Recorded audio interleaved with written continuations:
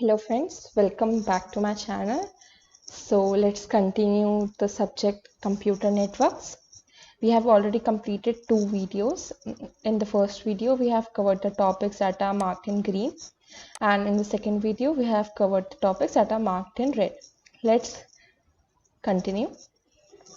So we'll be continue with question number 16. We have already completed 15 questions.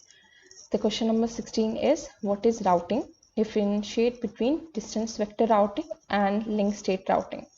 So basically, routing is a process of selecting the best path for data packets to travel from source to the destination in a network. It involves determining the optimal route based on factors such as network topology, cognition, and other matters. Routing protocols enable routers to exchange information and make informed routing decisions. So basically, these two, decision vector routing and link state routing, are two routing protocols. So let's study them in detail. Distance vector routing algorithm determines the best path based on distance or matrix value. Each router shares its routing table with its neighboring routers, which contain the distance to reach various network destinations. So each router contains the distance to reach network destinations, and this routing protocol uses that factor and makes decisions. Example of distance vector routing protocols. So this is not particularly a routing protocol. It has different types of protocols in it, and some of them are routing information protocol, also known as RIP, and interior gateway routing protocol, also known as IGRP. Distance vector routing can suffer from slow convergence as it takes time for routers to update their routing tables when network occur changes. So basically, distance vector routing can suffer slow convergence, whereas in link state routing, we have faster convergence. We'll read about it now. Link state routing algorithms rely on detailed understanding of network topology. So in distance vector, we don't need a detailed understanding, we just need the distance. But in link state routing, we need a detailed understanding, that is, each router builds a map of the entire network by exchanging information about its directly connecting links. This information is used to construct a complete view of the network, allowing routers to calculate the shortest path to each destination using algorithms like Dikshitra's algorithm. So basically, link state routing is more complex than distance vector routing. In distance vector, we just need distance from the source to the destination, whereas in link state routing, we need the whole network topology from the start to the end, all routers connecting to each one, everything about it. Example of link state routing are open shortest path first, also known as OSPF, and intermediate system of intermediate systems, ISIS. Link state routing provides faster convergence as routers have a complete view of the network and can quickly adapt to the changes. So this was your question 16. Let's move on to question number 17. Contrast and compare ISO-OSI and TCP IP networking models. So this is a very important question according to me, and this question was asked frequently in my Viva as well. So I will suggest you read this question and learn it quite nicely. So ISO-OSI is short form for International Organization for Standardization Open System Interconnection, and TCP/IP is Transmission Control Protocol, Internet Protocol, and these are two widely used networking models. So let's differentiate them. And first of all, layers. In OSI model, it consists of 7 layers, which we have read already in our video 2: physical, data link, network, transport, session, presentation, and application. In TCP IP model, it only has 4 layers, which are network interface, internet, transport, and application. This is very important differentiation between them, and I'll suggest you learn them. Development differentiation based on development. It was the ISO-OSI model was developed in late 1970s as a conceptual framework for standardized network protocols and facilitate interoperability. The TCP/IP model was developed by the US Department of Defense in 1970s and evolved from the early ARPANET, which eventually became the foundation of modern internet. So basically both were developed in the 1970s, but the TCP/IP network was developed by the US Department of Defense. Differentiation based on modularity. The ISO-OSI model emphasizes a clear separation of functions into distinct layers, allowing for easier design and implementation of network protocols, whereas the TCP/IP model was originally developed based on functionality of existing protocols, resulting in less strict layer separation and more integrated protocols.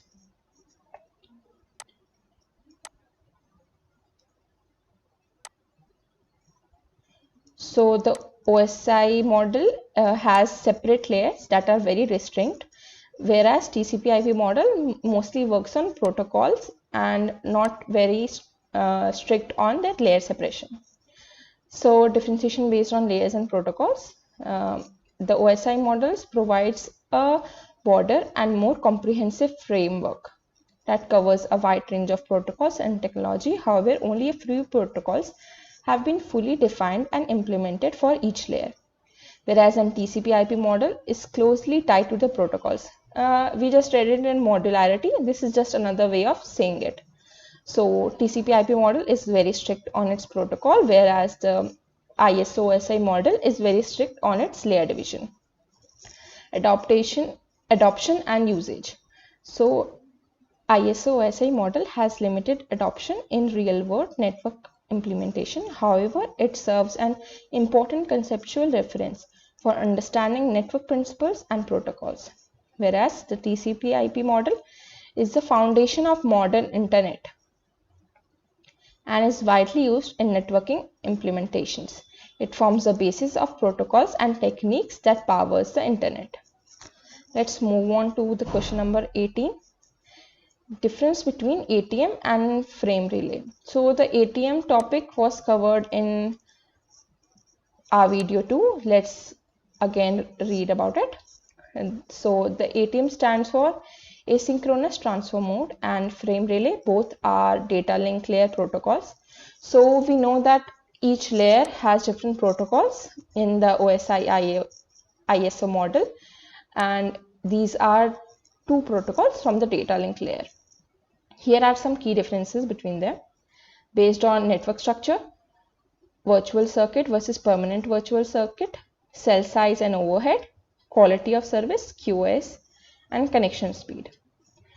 So the ATM is a connection oriented network topology and network technology that operates using fixed size. It supports both circuit switched and packet switched connections, and is designed for high speed broadband networks. Whereas frame relay is a connection oriented packet switch network technology. It operates using variable length frames and is typically used in wide area networks for data transmission. So these are very important points about both of them, which you should learn. Virtual circuit versus permanent virtual circuit. So the ATM uses virtual circuits to establish a logical connection between sender and receiver. It sets up a virtual path and a virtual channel for each connection, ensuring a dedicated bandwidth for the duration of the connection. Whereas the frame relay uses a permanent virtual connection or switched virtual connection. PVCs are pre-configured connection or fixed path, while SVCs are established dynamically for each session. So according to cell size and overhead. ATM uses fixed cells, that is of 53 bytes. Each cell includes 5-byte header and 48 byte of payload. The fixed cell size introduces less overhead and provides predictable delay and bandwidth allocation. So this fixed size of the cell helps a lot towards the ATM. The frame relay uses variable length frames, typically ranging from 46 to 1500 bytes. The variable frame size introduces more overhead due to framing bits and variable transmission delay. Quality of service. ATM provides various QoS guarantees such as bandwidth allocation, low latency, and low error rates. It supports multiple service classes with 4 different levels of QoS, allowing for prioritization of traffic. In frame relay does not inherently provide QoS guarantees. It relies on the underlying network to manage cognition and does not support explicit QoS mechanisms. Connection speed.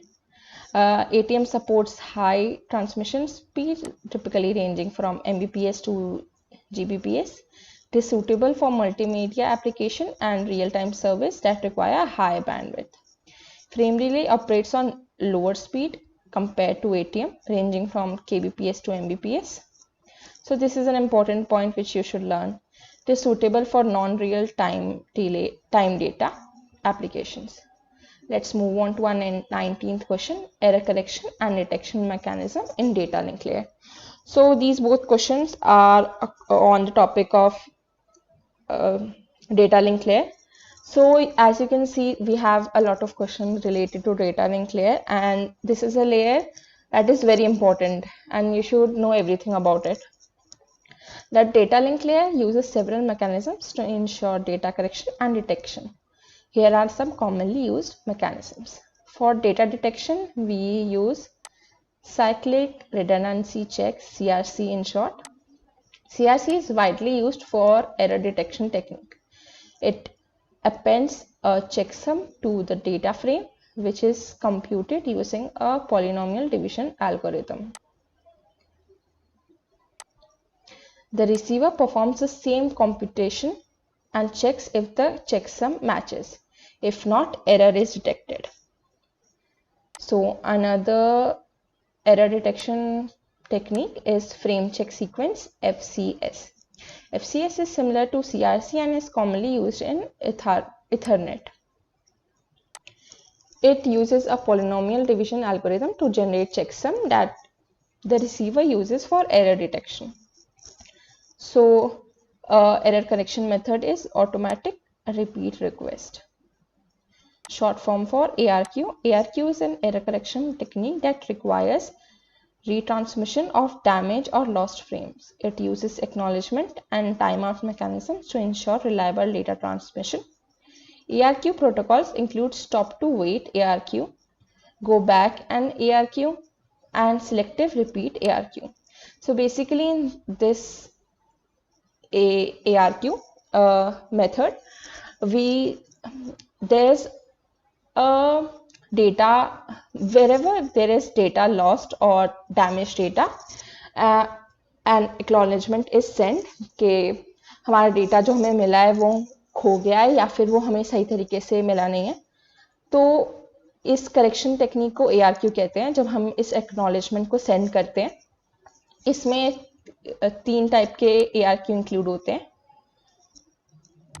Stop and wait, go back and selective repeat. So error recovery method, forward error correction, also short form is FEC. FEC is a technique that adds redundant bits to the transmitted data to allow the receiver to correct errors without the need of retransmission. It uses error correcting codes such as read solemn codes or hammering codes to add redundancy. Let's move on to the question number 20. CSMA CD and CSMA CA random access protocol. So these are the protocols used in network connection. and here are the explanation for both. So CSMA-CD is a short form for Carrier Sense Multiple Access with Collision Detection, and CSMA-CA is short form for Carrier Sense Multiple Access with Collision Avoidance. So let's see the difference between them. CSMA-CD is used in Ethernet networks where multiple devices share the same transmission medium. And CSMA is used in wireless networks such as Wi-Fi where multiple devices share the same wireless channel. Here the same wireless channel is used, whereas here the same transmission medium is used. Carrier sense. Before transmitting, a device senses the medium to check if it is idle. If it detects a carrier, that is another transmission, it defers its transmission until the medium becomes idle. Whereas in CSMA-CA, similar to CSMA-CD, devices sense the wireless channel before transmitting to check if it is busy. If the channel is busy, they defer in their transmission. So in the carrier sense, both are similar. They both first check if the medium or the channel is idle, and if they're idle, they defer their transmission. With this, in the sense of multiple access, multiple devices contend for access to the medium and attempts to transmit simultaneously. Collision detection. While transmitting, a device continuously monitors the medium for collisions. If it detects a collision, that is another device transmitting on the same time, it stops transmission, sends a jam signal, waits for random period, and then retires the transmission. Whereas in CSMA-CA, instead of collision detection, CSMA-CA focuses on collision avoidance. So in CSMA-CD, the main focus is on collision detection, whereas in CSMA-CA, the main focus is on collision avoidance, as the name suggests.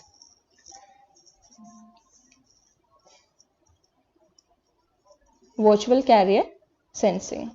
Devices exchange control frames called request to send and clear to send to reserve the channel and inform other devices about ongoing transmission.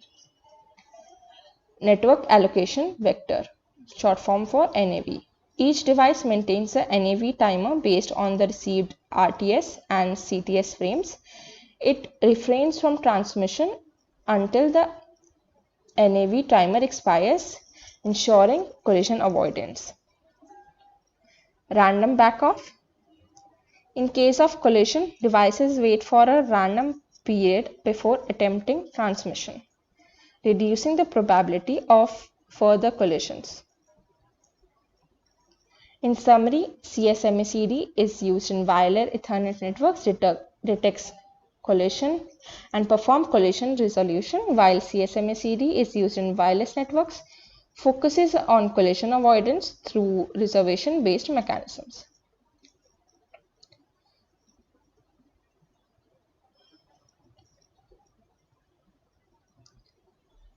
So here we have completed 20 questions for the subject of computer networks, and this was the end of your video 3, and let's continue further in the next video. If there's anything you would like to ask, you can comment down, and thank you for watching. Bye.